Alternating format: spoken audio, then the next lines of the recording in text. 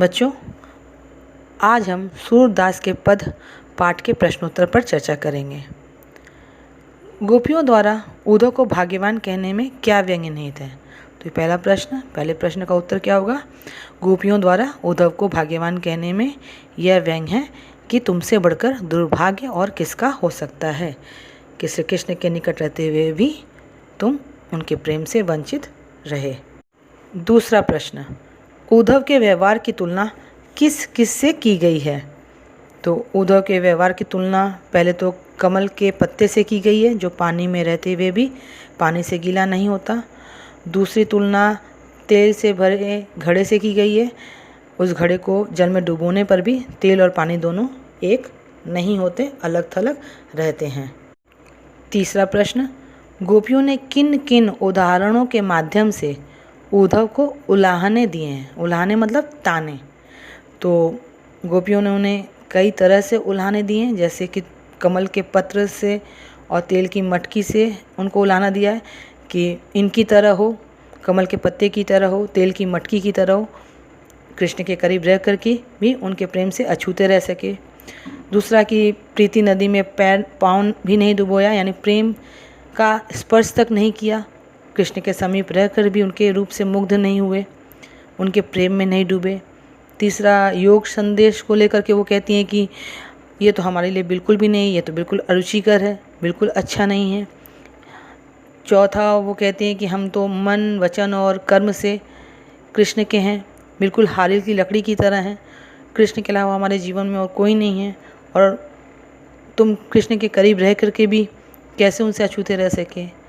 और योग के संदेश को वो व्याधि, एक रोग भी बताती हैं, उन्हें उलाहना देती कि ये तो हमारे लिए है नहीं, ये तो एक रोग के लिए है, ये तो उन्हें दो जिनका मन चंचल हो, जिनका मन इधर उधर घूमता हो। तो इस तरह उन्होंने कई प्रकार से उद्धव को उलाहने दिए हैं। चौथा प्रश्न, उद्धव द्वारा दिए गए योग के संदेश ने गोपियों की विरागनी में घी का काम कैसे किया? तो जब श्री कृष्ण मथुरा चले गए तो गोपियों को ये आशा थी कि वे कभी न कभी तो वापस आएंगे ही, पर श्री कृष्ण लौट कर नहीं आए और उन्होंने उद्धव के हाथ योग का संदेश भेज दिया। और जब यह समाचार उन्हें मिला कि कृष्ण तो नहीं आएंगे और ये योग का संदेश उन्होंने भेजा है, तो उनकी विरागनी और तीव्र हो गई, अर्थात वे और ज़्यादा दुखी हो गई। तो इस तरह योग के संदेश ने विरागनी में घी का काम किया। पांचवा प्रश्न, मर्यादा न लही के माध्यम से कौन सी मर्यादा न रहने की बात की जा रही है? गोपियों को श्री कृष्ण से प्रेम था और उन्हें पूर्ण विश्वास था कि उनके प्रेम की मर्यादा का निर्वाह श्री कृष्ण की तरफ से भी वैसे ही होगा जैसे वे रख रही हैं, अर्थात श्री कृष्ण वापस लौट कर आएंगे। पर इसके विपरीत कृष्ण ने योग संदेश भेजकर यह स्पष्ट कर दिया कि उन्होंने प्रेम की मर्यादा नहीं रखी, उन्होंने प्रेम की मर्यादा का पालन नहीं किया। छठा प्रश्न, कृष्ण के प्रति अपने अनन्य प्रेम को गोपियों ने किस प्रकार अभिव्यक्त किया है? तो गोपियों ने श्री कृष्ण के प्रति अपने अनन्य प्रेम को अनेक तरह से प्रकट किया, जैसे कृष्ण के साथ हमारा संबंध गुड़ और चींटी के समान है, हमारे लिए तो वे हालिल की लकड़ी के समान हैं, हम मन, कर्म, वचन सभी प्रकार से श्री कृष्ण के प्रति समर्पित हैं, सोते जागते दिन रात सपने में भी उन्हीं का स्मरण करती हैं, उन्हें ही याद करती हैं। और योग का संदेश जो है वह तो कड़वी ककड़ी की तरह है, यह तो हमारे लिए नहीं है, क्योंकि हम तो श्री कृष्ण को चाहते हैं, और ये योग तो उन्हें ही देना चाहिए जिनका मन चक्री है, यानी चंचल है। हम तो एकनिष्ठ हैं श्री कृष्ण के प्रेम में, बिल्कुल हमारा ठहराव है, हम कहीं भटकते नहीं हैं। तो अपने एकनिष्ठ प्रेम के जरिए उन्होंने इस प्रकार अपना प्रेम व्यक्त किया। सातवां प्रश्न, गोपियों ने उद्धव से योग की शिक्षा कैसे लोगों को देने की बात कही है? तो गोपियों ने ये योग की शिक्षा के बारे में कहा कि ऐसी शिक्षा उन लोगों को देना उचित है जिनका मन चक्री के समान अस्थिर है, अर्थात जिनके चित्त में चंचलता है, जिनका मन भटकता है, जिनका कृष्ण के साथ स्नेह बंधन नहीं है। तो ऐसे लोगों को यह शिक्षा देने की बात कही गई है।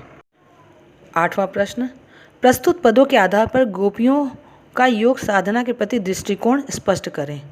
तो गोपियों का योग साधना के प्रति जो दृष्टिकोण था वह बिल्कुल स्पष्ट था कि वे उसे कड़वी ककड़ी के समान मानती हैं, वो उसे एक रोग के समान मानती हैं। उनके अनुसार यह बिल्कुल अरुचिकर है और ये योग उन्हें सौंपना चाहिए जिनका मन स्थिर नहीं है, जो एकनिष्ठ नहीं है।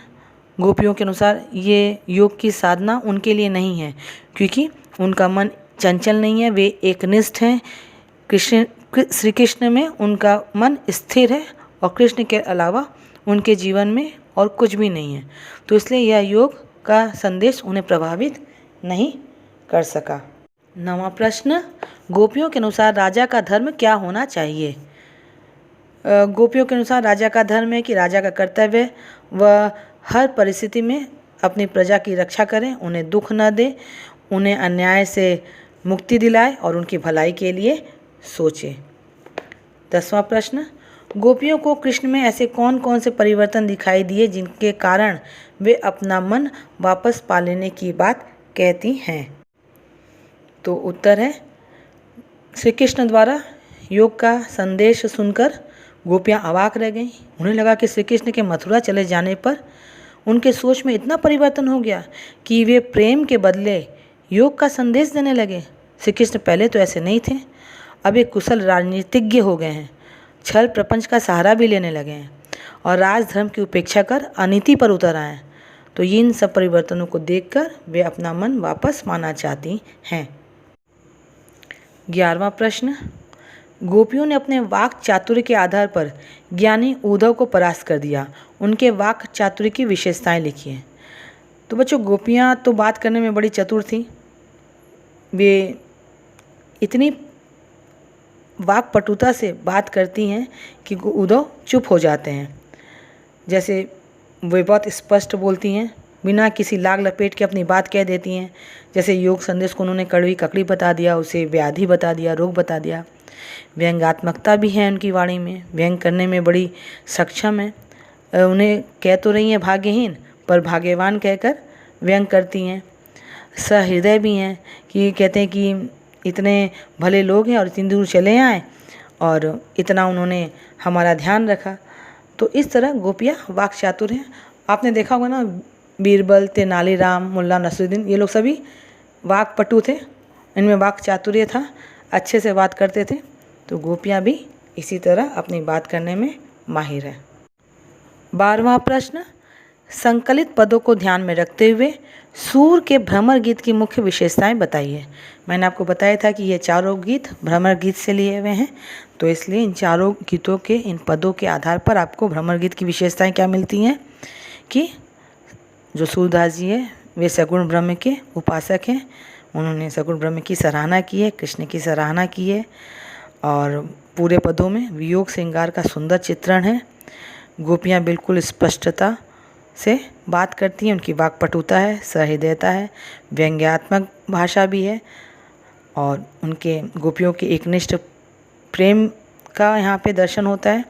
गोपियों का वाक्चातुर्य उद्धव को चुप कर देता है, आदर्श प्रेम की पराकाष्ठा है और योग उनके सामने हार जाता है। तो इस तरह उल्हाने दे करके बहुत ही सुंदर वर्णन हुआ है इन पदों का और यही इनकी विशेषताएं हैं। तो बच्चों, आपको इन प्रश्नों के उत्तर समझ में आ गए होंगे। इन्हें अच्छे से पढ़िए, समझिए और इन उत्तरों को अपनी भाषा में अच्छे से लिखिएगा, अच्छे से याद करेगा, क्योंकि बोर्ड के एग्ज़ाम में प्रश्न आते हैं। मैंने कहा था हर पद के अंदर से प्रश्न बनाइएगा, तो आप लोगों ने बनाए ही होंगे। इससे आपको पद अच्छी तरह से समझ में आ जाएगा, ये ज़रूरी है। और साथ में इन पीछे के 12 प्रश्नों को भी अच्छे से देखिएगा, याद कीजिएगा। तो आज के लिए बस इतना ही। खुश रहिए, स्वस्थ रहिए, सुरक्षित रहिए।